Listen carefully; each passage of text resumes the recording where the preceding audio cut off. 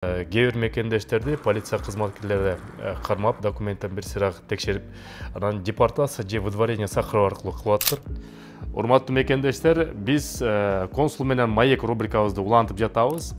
Бүгүн кайрадан Кыргыз Республикасынын Россия Федерациясынын элчилигинин алкагындагы консулдук бөлүм жетекчиси Асаналиев Бакыт Эрикич менен бир сыйра маек болот. Консулга тиешелүү суроолор болсо, ушул видеонун комментарийнын астына жаза бериңиздер. Негизи 30 декабрда Россия Федерациясынын президентинин жарлыгы чыккан амнистия тууралуу 30 апрелге чейин чет элдик жарандар Россия Федерациясында легалдашып алыш керек. Ал учурда полиция кызматкерлери негизи тийишпейт, депортация, выдворение кылбайт деген ошондой да сөз көтөрүлгөн. Бирок ошого карабастан кээ бир мекендештерди полиция кызматкерлери кармап, документтен бир сыйраак текшерип, анан депортация же выдворение сакыроо аркылуу кылып атыптыр. Ошол депортация эмне себептен болуп атат? Же полиция кызматкерлери ошо президенттин жарлыгын билбейби? Же башка себептер барбы? Да, туура айтасыңар, туура суроо, рахмат. Мунун өзүнүн себептери бар. Бул президенттин жарлыгы боюнча полиция бүгүнкү күндө маалыматы бар полициянын. Бирок ошол указдын негизинде жана өзүнүн бул жердеги укуктук абалын жөнгө салууда документтерин тууралоодо биринчи кезекте полиция бул жердеги ошо кайрылган жарандын жалпысынан бардык ошол жаран тууралуу маалыматты текшерет.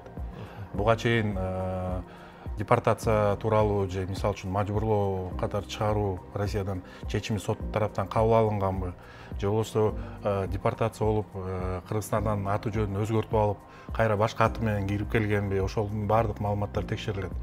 Эгер буга чейин уже Россиянын аймагынан депортация болгон чечимдер чыккан болсо, ал жарандарга бул указ тарабайт, указдын күчү тарабайт ал жарандарга.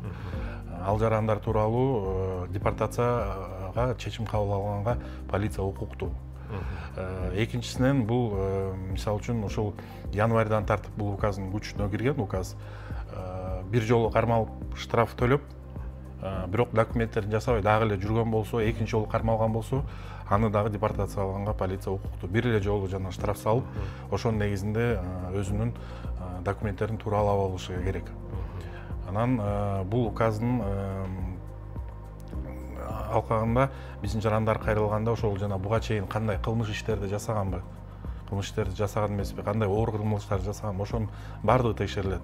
Бул мындай жеке түрдө каралат ар бир жаран, ошого карата чечим кабыл алынат. Эгер бул жерде эч кандай оор кылмыш жасаган эмес болсо, буга чейин депортация болгон эмес, жөн эле ушу 5 февралга чейин регистрациянын мөөнөтү бүтүп калган же трудовой соглашение, эмгек келишиминин мөөнөтү бүтүп калган андай жарандарга ошо 5000 жана штраф салынып, ошонун негизинде документтерин тууралап алганга мүмкүнчүлүк берилет. Демек, тактап кетчү нерсе экен, бул жерде депортация же выдворенияга муктаж болуп калган, ошолго кабыл болуп калган биздин жарандар буга чейин административдик правонарушение кетирип, же болбосо кара тизмеге түшүп калып, же болбосо бир нече ошол укук бузуу учурларын кылган себептен ошол жарандарды депортация кылып аткан экен. Ооба, туура. Анан экинчи дагы бир жери бар, бул белгилеп кетчү нерсе, биздин жарандар кайрылганда ошол регистрациялар эгер жасалма регистрация болсо, фальшивый, бул эки бөлүнүп, жана фиктивный жана фальшивый. Фиктивный бул жана бир жерге каттоого туруп, анан чыгарып коюп, жана колунда кагаз эле калып, өзү базада жок болуп калган. Ал жарандар эмес, жана фальшивый, печать, подпистери жанагы эгер жасалган регистрация болсо, ал учурда дагы бул уже кылмыш кодекси менен иш козголуп, бул жаранга жанагы указдын күчү тарабайт. Бул жаранга иш козголот дагы, андан кийин соттун чечими чыгат. Штраф, андан кийин депортация түрүндө. Көп учурда ошондой кабыл алынат.